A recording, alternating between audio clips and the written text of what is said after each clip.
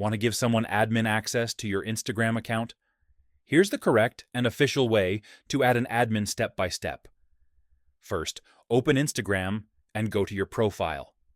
Tap Edit Profile. If you don't see an option to add an admin, that's normal. Instagram does not allow adding admins directly from the app. So open the App Store or Play Store and search for Meta Business Suite.